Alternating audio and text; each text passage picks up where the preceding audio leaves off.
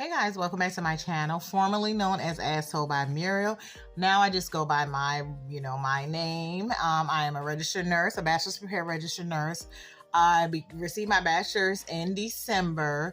Prior to that, although I was an associate degree registered nurse, I became a registered nurse in 2019 is when I took my NCLEX, but prior to that, I was a licensed practical nurse for 18 years. And prior to that, I was a CNA for about a year. So that was a little bit of background for those new subscribers of mine, just to get you a little acclimated with who I am. I know the last video I said that I would be coming back when I start my travel assignment. Well, tomorrow will be my first day, and it's actually a remote day. I'm actually going to be doing modules from home. Tuesday, I will actually be on site at the facility. So I said, you know what, I just wanted to give a little bit, give you guys a little bit of information about the process prior to accepting your contract with. And I said, hey, there's no videos really out there that I've seen where people talk about the process of getting a contract, the paperwork and stuff that is needed. I always see videos where people are on their first contract or their second or whatever, they got assignment, and they tell you about the facility, but they don't tell you about everything leading up to getting that contract. And that's what this video is about. So guys, just to let y'all know, I was at work one day and I was speaking with one of my peers, and a lot of my peers that I work with are not very young. They're much younger than me. I'm 44 years old, and a lot of the nurses that I work with are like in their 20s and their 30s.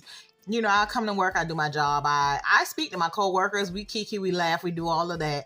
But we really, I never really questioned too much about acute care travel because I never really was interested in acute care travel. You know, I really am not that gung-ho about acute care, period.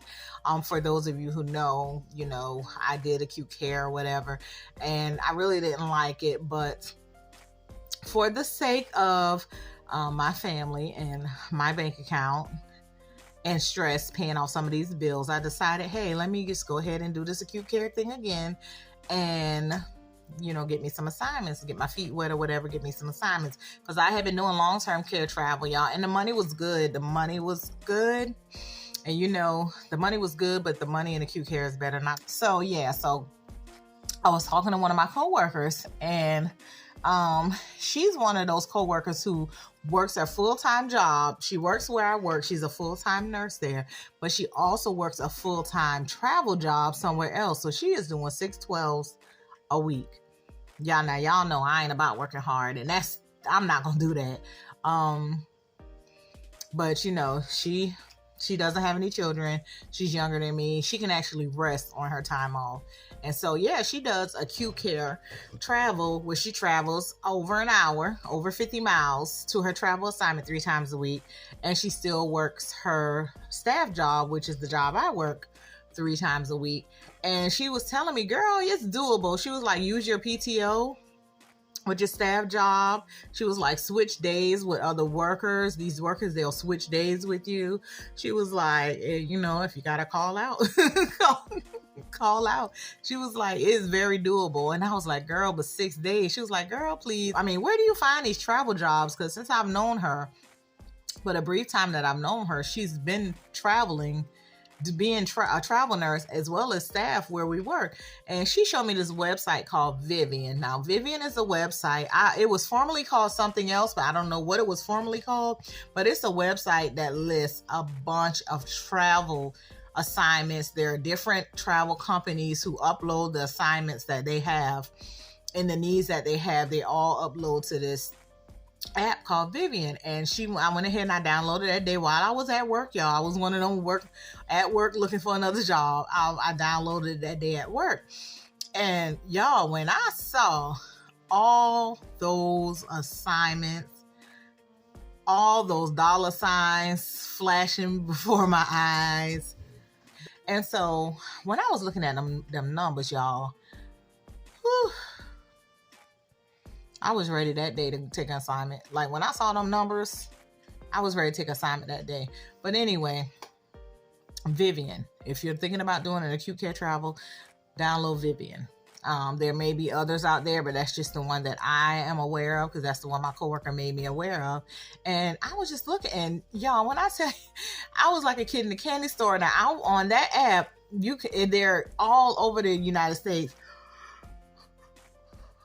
But I limited my search to Georgia, North Carolina, and South Carolina, because I had a 4-hour drive time limit of where I wanted to look for assignments. I didn't want to go further than 4 hours because, y'all, I have kids. Y'all know my son, situation with my son. I wanted to be able to come home to check on my kids. Even though my kids are older, my youngest child is 17, but I wanted to be able to come and check on my kids. So anyway, doing that, limiting myself to that 4 hours, y'all, it was still too many assignments to look through. Like, just in North Carolina, South Carolina, and Georgia, y'all, oh my goodness, there were so many assignments.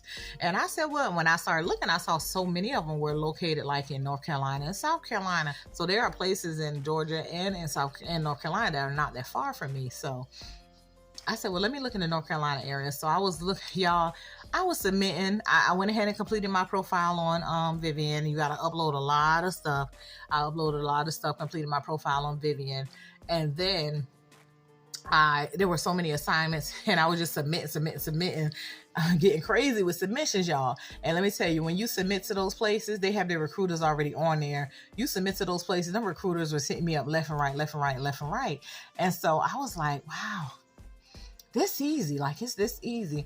And at the time, the money on there was good from compared to what I was making. It was more than what I was getting at long-term travel assignments. So it wasn't that long where I was hit up by one of the travel agencies, one of the well-known travel agencies. Started talking with the recruiter, getting everything going. Got submitted, y'all, and got accepted for the assignment. It was within an hour and a half radius from where I live. It was a hospital that I heard about. It was very doable. It was for 3 12-hour shifts, y'all, and it was for like $2,600 a week, which was fine with me because I was like, okay, $2,600. But then once I started thinking about it, I was going to do it. I'm not going to lie.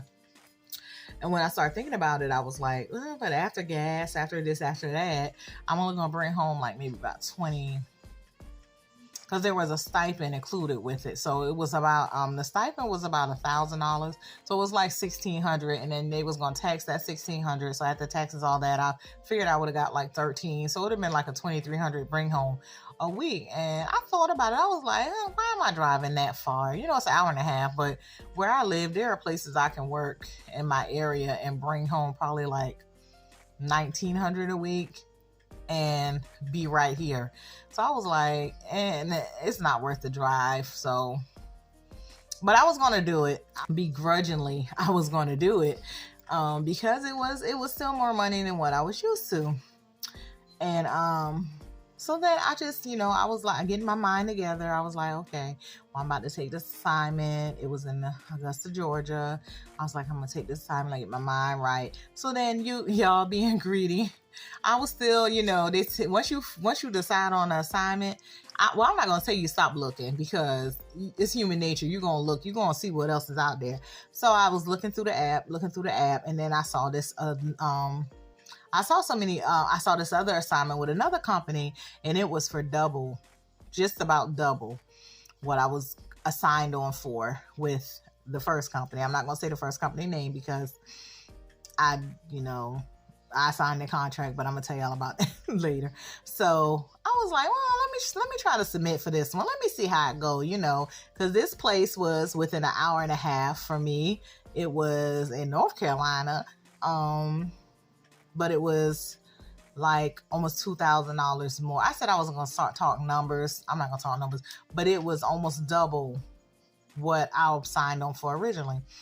Y'all, so it was a bunch of back and forth with that recruiter. They submitted me for the place, and they submitted me for somewhere else because they had a couple places on there. Y'all, why the company reached out and said they accepted you. You got it. Y'all, I was so excited. Now, I was so excited. So that part was kind of the easy part. Now let me tell you about getting your paperwork and stuff together. These are the documents I'm gonna tell you to go ahead and get together. Get them in a PDF file. I had to have proof of identification.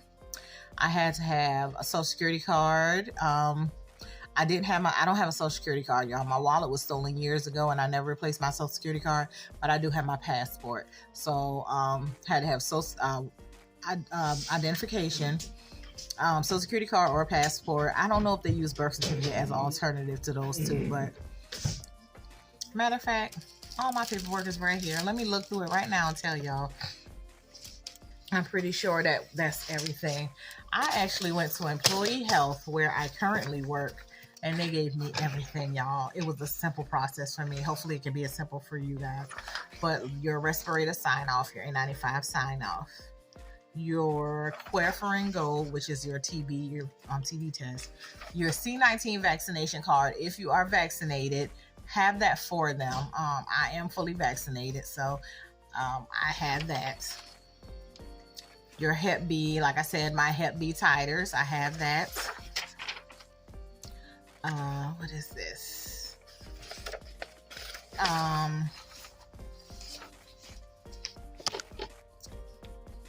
Okay, y'all, my charger came out my phone, but anywho. What else?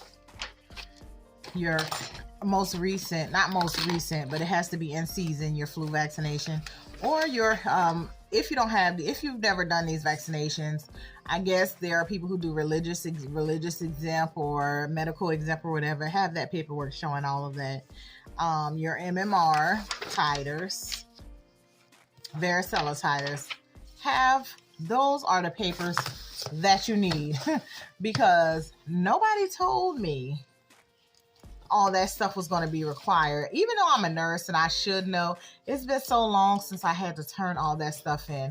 That was actually at my my current job.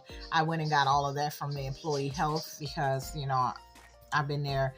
I started there in 2019 and they had all those records. What else?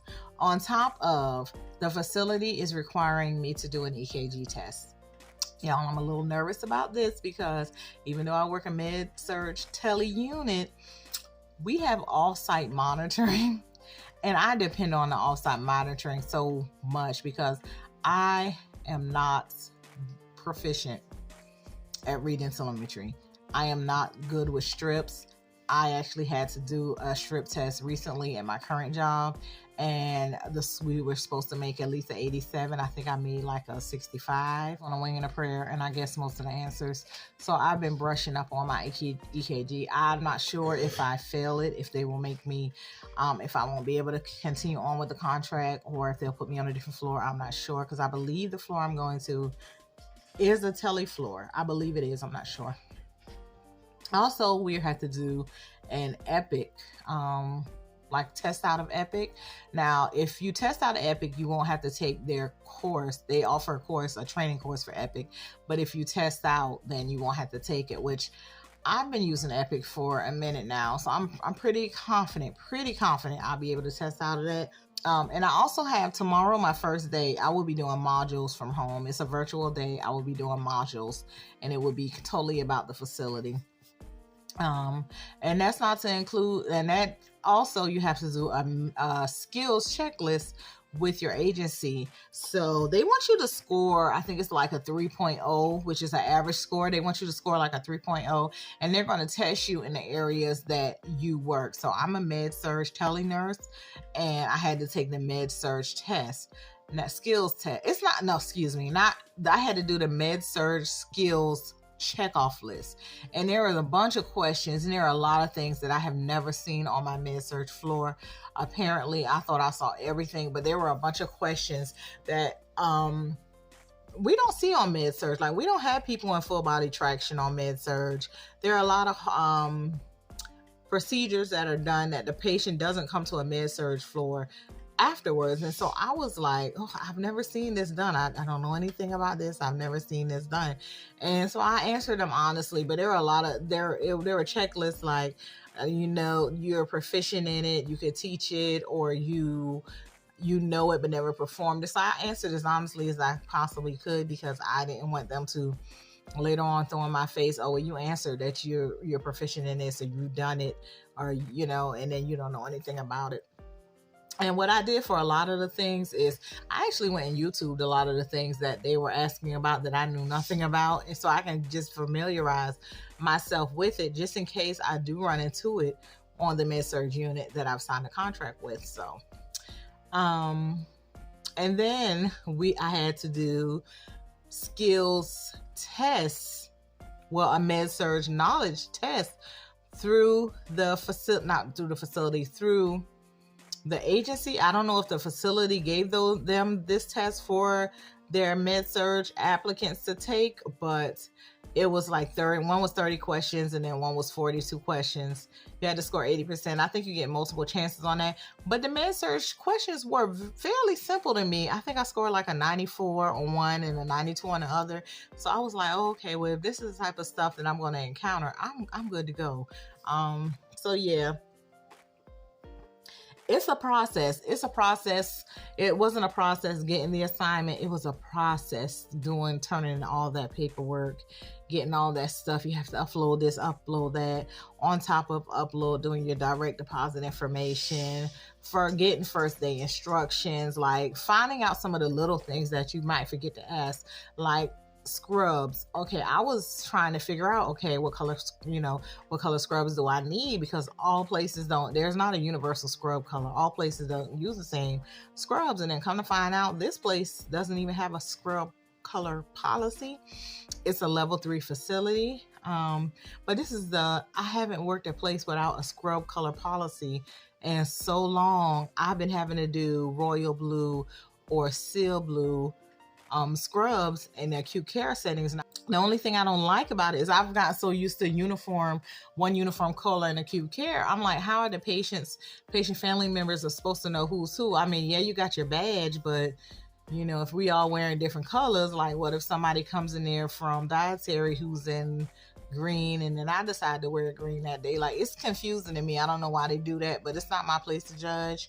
But I bought a badge buddy to go with my name tag, which will be issued to me on my first actual day there, which will be Tuesday, so that my patients will know, yes, I am the nurse. Because, not trying to be funny, when we walk in the room, sometimes the first thing they think is we're the tech, we're the CNA, or we're housekeeping, or we're dietary. So yeah, I need my patients to know, yeah, I'm your nurse. I'm your nurse today.